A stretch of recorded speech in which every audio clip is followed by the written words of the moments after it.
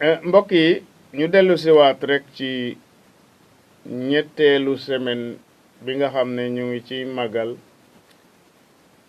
sayidina muhammad rasulullah sallallahu alayhi wa alihi wa sallam muy weer boo xam ne lépp gàmmo la ba muy jeex ñu ci wone itam li nga xam ne mooy màggaayu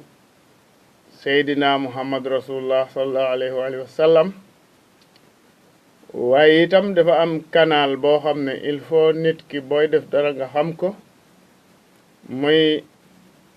waa kër yonante bi sallallahu alayhi wa sallam nga xam ne ñoo moom weer bi ñoo moom it gàmmu gi ndax yonante bi sallallahu alayhi wa sallam moom lañ koy defal am na it yu ñu jaar fii ci muy ay leeral yu demee ni li nga xam ne mooy njabootu yonante bi di shérif yi depuis ci nguuru bursin bu ñuy tuddee ñi ne nañu walxaan fay ñi ne jeesanu fay la fi shérif yi ñëw dugg siin indaale fi islam loolu nekkoon ci 14e siècle maanaam boobu tariqa qaadir rekk moo amoon boobu tariqa tijaan amagul boobu tariqa murid amagul tariqa qaadir rekk moo fi nekkoon su ko defee loolu aussi dinañ indiwaat ñi nga xam ne ñooy ahlul bayt ñooy waa kër yonante bi nga xam ne ñoom fukk ak ñeent la ci ñi nga xam ne ñoo fondé kër gi ci maana propre bi nga xam ne loolu lay tekki su ko defee dinañ ñëw nag ci yeneen ni maanaa yi nga xam ne dañ ciy boole ñeneen su waa ñooñu doon ay soxna wala ñu doon ay yeneeni doom yoo xam ne bokkuñu ci ñi nga xam ne leer bi dafa wàcc ci ñoom muy fukk ak ñeent dalee ko ci muhammad rasulullah sallallahu alayhi wa sallam ba ci imam abul qasim muhammad al mahdi salaamullahi alayhi ak itam yooyu firnde yi nga xam ne comme niñ ko waxe woon ne kenn ku nekk ci ñoom danga jaar foo xam ne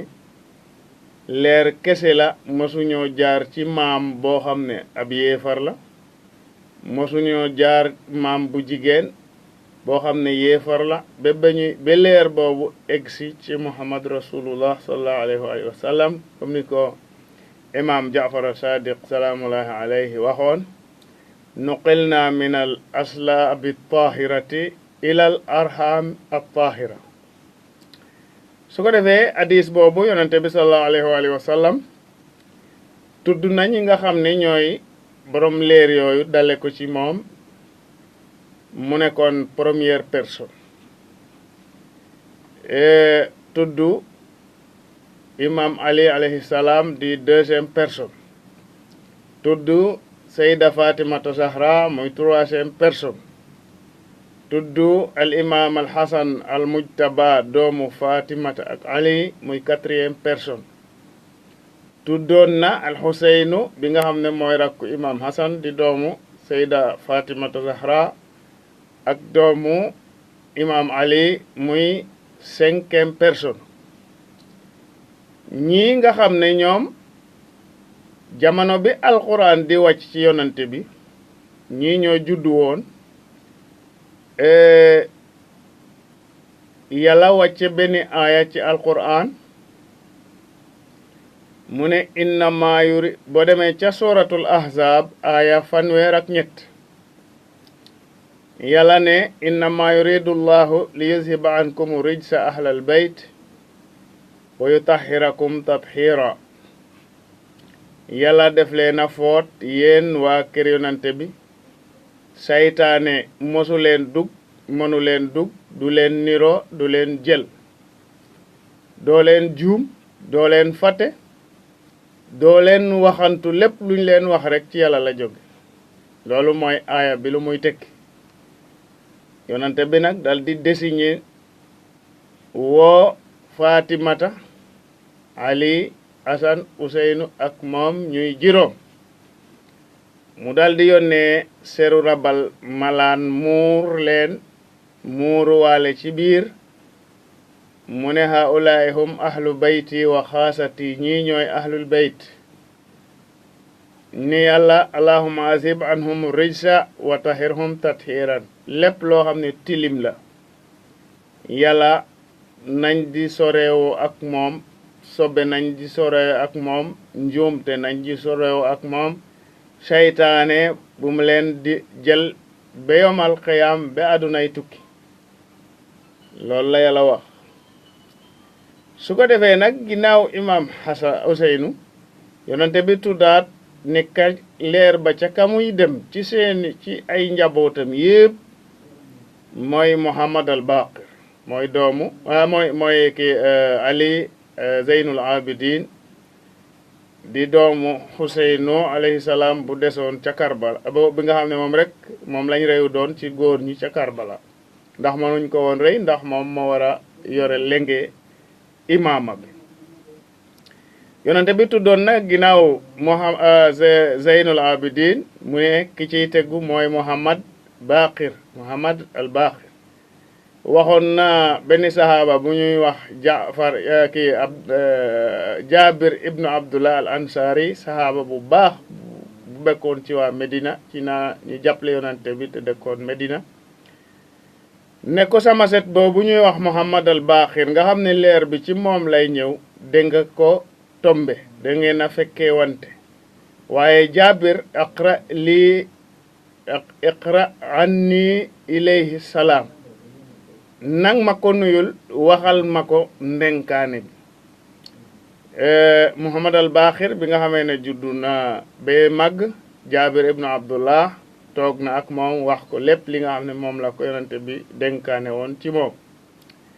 yonante bi itam tuddoon na bi nga xamee ne Muhammad al Baqir bu fi jógee doomam bu ñuy wax Jaafar as-Sadiq moo koy don ci leer bi Jaafar nag moo tombe imam Malik bi nga xam ne ñu bari dañuy attewoo ci ngiiram waaye Jaafar moo jàngal imam Malik Jaafar moo jàngal imam Malik su ko defee Jaafar it moo jàngal Abu Hanifa mooy seen sëriñ kon ñooñu aussi ñëw nañu barke am nañu barke ci ahlul bayt jàngee nañu ci benn kàngam ci kàngamu ahlul bayt muy imam Jaafar as-Sadiq bi nga xamee ne aussi imam Jaafar as-Sadiq jóge na fi yonente bi tuddoon na ne doomam bu ñuy wax Musa al-Kazim moo koy wuutu ci lenge bi ci leeru yàlla boobu nga xam ne mooy leeru imam Musa al-Kazim it yonente bi waxoon na bu fi jógee doomam bu ñuy wax Ali ibnu Musa Arida Ali ibnu Musa Arida nag bépp tariqa boo xam ne ci àdduna bi la nekk te nekkul ci biir ahlul bayt benn taalube boo xam ne dafa ñëw tarbiyawu ci Ali ibnu Musa Arida buñ daan wax Maaruf al-Karxi kooku moo wisaare moo tasaare tariqa yi ci ñeneen ñi nga xam ne ay taalube waa kër yonente bi la ak ñeneen ñi nga xam ne aussi ay jullit lañu bokk ci ahlu sunna wal jamaa yeni tariqa yëpp par exemple tariqa qadiriya Cheikh Abdul Qadir al Jilani tariqa tijaniya Cheikh Ahmad al Tijani tariqa muridiya Cheikh Ahmad Bamba tariqa yooyu yëpp ñoom ñëpp seen kilifa mooy Maaruf al Karxi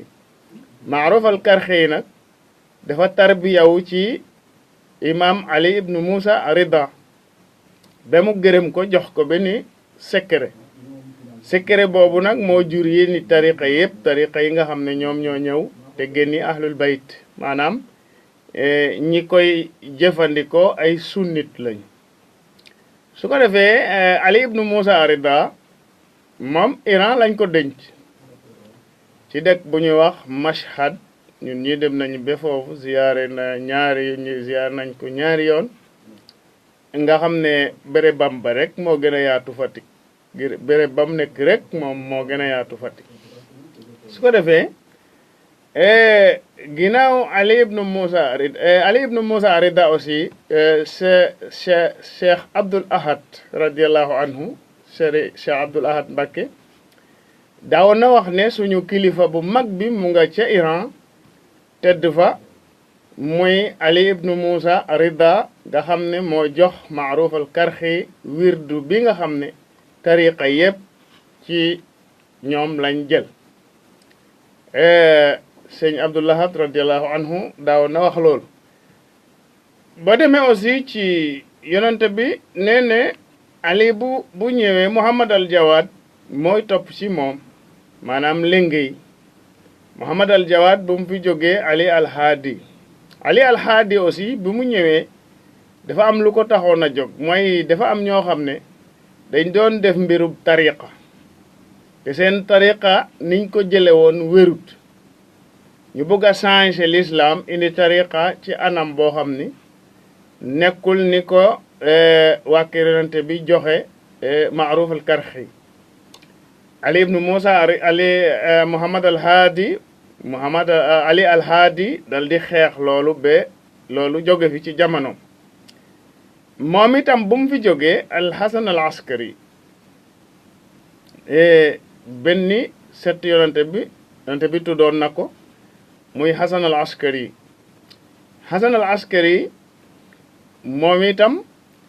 bu mu fi jógee ki nga xam ne nag mooy wuute Yonent bi ba bay àdduna tukki muy Imaamul Mahdi moom moo fi nekk léegi képp koo xam ne aussi am nga ci tariq ak foo ko mën a amee Imam Mahdi moo lay jox moom moo yore xaqiqa muhammadiya lépp lu nit daan jële ji ca Yonante ba fi mu toll nii Imam Mahdi moo la koy jox Imam Mahdi bi ñuy wax nag mooy bi Yonante bi ne mooy ci sama xeet lay bokk parce que nitu yàlla yi ñoom ñépp ñëw nañ fi woote wu ne ñoom ay Mahdi yu lañ waaye Mahdi réel bi ñi nga xam ne ci ahlul bayt la bokk di bokk ci fukkeelu di 14e personne ñooñu la ñuy wax kooku la ñuy wax su ko defee ñii ñooy fukk ak ñeent yi Yonante bi ne ñii ñooy ñi nga xam ne mënuñoo saytaane mënul leen a niro mënu leen a dugg mënuñoo def bakkaar mësuñ koo def ci leer lañ juddu seen xol dara nekku ca lu dul weex tal ñoom itam yàlla moo leen di jàngal ñaari xam-xam lañ am xam-xam bi nga xam ne ki ci nekk sa baay sa maam Yonante bi moo leen ko jàngal ak bi nga xam ne yàlla koy sànni ci ñoom ñi nga xam al ilmul huduri wal ilmu tahsili ñii ñooy ñi nga xam ne ñoom la yàlla dénk àdduna bi li tax loolu nag mooy yàlla dafa am ñaari pal mooy palu zahir ak palu baatin ñoom am na ci koo xam ne palum yàlla ci zahir ak baatin boole na ko muy Imam Ali nekk na xalifa ci wàllu politique en même temps moom moo nekk imam bi nga xam ne moo fi desal Yonante bi ci jinne yi ak nit ñi ak mbooleem mbindeef yi ginnaaw bu Yonante bi demee Imam Hassan boole na xalifa nekk it loolu juróom benn weer wala at Imam Ali Arida it bi nga xam ne moom la tariqa yi jëlee li ñu yore moom itam faloon nañ ko pour mu nekk buumi kon am nañ ci ñett ñoo xam ne ku ci nekk feeñ nga ci geewu zahir ak geewu baati kon loolu moo tax ba ñu ne ñooñu ñooy ahlul bayt alxaqiqiyun ñii ñooy waa kër Yonante bi nga xam ne kenn du leen askane ne ab nit la day juum kenn du leen askane ne dafa mos a jaar def lu bon kenn du leen askane ne seytaane mën na ko nirolu kenn du leen askane ne day fàtte bu fekkee topp nañu li yàlla wax ne innama yuridu llahu li yuzhiba ankum rijsa ahlal bayt wa yutahhirakum tathira ñii aussi mooy suñu kilifa comme ni ko yàlla waxe ci suratul maida aya 56 ba 58 dafa ne innama waliyukumullahu wa rasuluhu wallazina amanu allazina yuqimuna salata wa yu'tuna zakata wa hum raki'un yàlla mooy seen kilifa yéen nit ñi bu kan moo tegu muhammad rasulullah di yonent yàlla kan moo tegu yeneen fukki nit ak ñaar yeneen fukki nit ak ñaar yooyu mooy kan moo ci jiitu mooy kenn ki de boo demee léegi ca jàkka ja ki leen di nar a meñ mu ngay julli en même temps mu ngay saraxe muy imaam ali alayhi salaam yonente bi dal di jóg nemmeeku ji loolu fekk imaam ali moo daan julli léegi imaam ali doon suñu kilifa ginnaaw yonente bi ginnaaw yàlla ak yonente bi mooy suñu kilifa comme ni ko yàlla waxe ñan ñoo ci tegu mooy wallazina amano allazina yuqimuna salaat fukki nit ak benn yi tegu commencé ko ci imam hasan ba ci imam al mahdi léegi nag len na nekk yàlla ne nag ñaari kuréel rek la am mooy kuréelu yàlla ak kuréelu seytaan ñaari kuréel yi rek a fi nekk yàlla teg ci ne nag wa man yatawalla allaha wa rasulahu mooy aya 57 képp koo xam ne def nga yàlla kilifa wa rasulahu ak yonantam wallazina amanu ak ñooñoo nga xam ne imaam ali moo leen mooy seen chef imaam mahdi moo ci mujje yàlla ne fa inna hizballahi kuréelu yàlla de humul ghalibun ñooy gañe ba faw kon ñaar rek a fi nekk suwa nga dugg ci kuréelu yàlla wala ci kuréelu seytaan yàlla nag am na lu mu wax ci kuréelam am na lu mu wax ci kuréelu seytaan ci beneen saar mu ne wallazina amano ñi gëm yàlla dëgg yuqaatiluuna fi sabilillah dañuy xeex te yàlla tax wallazina kafaroo ñi nga xam ne ay yéefar lañu nag yuqaatiluuna fi sabili taaxut dañuy xeex ngir leneen lu ñuy xeexal dominer yoonu yàlla bi yàlla nag fa qaatiloo awliya ash-shaytaan képp koo xam ne daal lënkaloog seytaane xeex leen nag moom lu tax inna kaydal seytaani kaana daifa ndax pexe seytaane moom amul solo Cheikh Omar al Fuuti radiyallahu anhu de daan wax ne benn nit ku gëm yàlla moo mën junniy nit benn nit rek bu gëm yàlla moo mën million nit su ko defee loolu dañuy ñëwaat ci jibi dañuy ñëwaat ci ziyaar ndax yonante bi sallallahu alayhi wa sallam lañ bëgg a wax ci moom wax nañ leen ne l'islam ba mu duggee ci siin léegi loolu upp na junni at parce que buñ seetee mille bu mu duggee siin par ay juróom-ñetti téeméer at yàgg na ndax l'islam bi nga xam ne moo dugg ci Sénégal ci gëstu mu ngi fi dugg ci 8e siècle di Abdurrahman ibnu Habib ibnu Uqbat ibnu Nafi nga xam ne mooy lañu tuddee les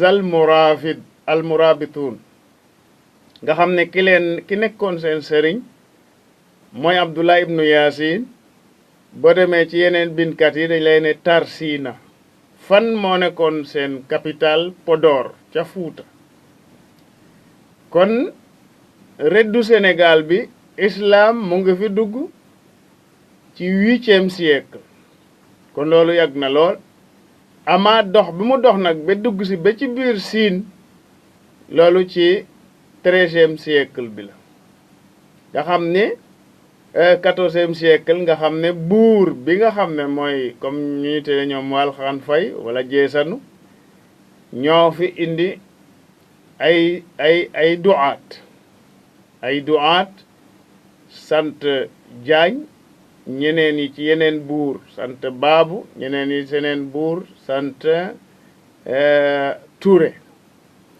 ak itam yeneen ñi nga xam ne ay dara lañ sant doon ay shérif aussi dugg si ñii kon diine gi yàgg na fi bu mu duggee fi boobu tariqa yi ñëwul boobu tariqa xaadiriya rekk moo fi nekkoon su ko defee loolu aussi dafa war a leer ndax suñu mbokk tukulóor yi dañuy tooñ rek te dañoo xamul ne l'islam ba mu ñëwee Fuuta ñépp a ci dugg séeréer yi fa nekkoon ñu nga fa dugg am séeréer yu bañ tukulóor ya ca nekkoon dugg nañu am nañu dugg am ñu bañ soose ya fa nekkoon am nañ dugg am ñu bañ ñi duggoon nag doon ay tukulóor doon ay pël doon ay séeréer doon ay soose ñoom ñoo lënkaloog Aboubacar ibnu Amr def armée diine islam pour jihad ña bañoon nag amoon na ay tukulóor ay pël ak séeréer ñoom itam ay saraxule ay soose ñoom itam ñu def beneen camp nekk ay yéefar contre Aboubacar ibnu Amr lii nii rek la demee waaye islam nag ñëwul pour que ne xeet bi moo ci dugg xeet bale duggul mbir mi nii rek la demee boo demee ci histoire bi it bindkat yi yëpp moo tax boo demee Fuuta da ngay gis tukulóor bu sant Fay nga gis séeréer bu sant Ba yooyu yëpp am na fa comme ni ngay ñëwee fii Juufa nga fa Saara nga fa Faya nga fa lépp nga fa comme boo ñëwee fii da ngay gis séeréer yi ñu ngi sant ay sant tukulóor kon loolu li ko def rek mooy ñi tuuboon ànd ak jihaad ki Aboubacar ibnu Amr xeet yëpp a ngi ci woon ñi bañ a tuub it ànd ak moom xeet yëpp a ngi ci moom su ko defee jibi dañuy dem déglu li nga xam ne mooy ziyaare yonante bi sallallahu alayhi wa sallam ziyaar di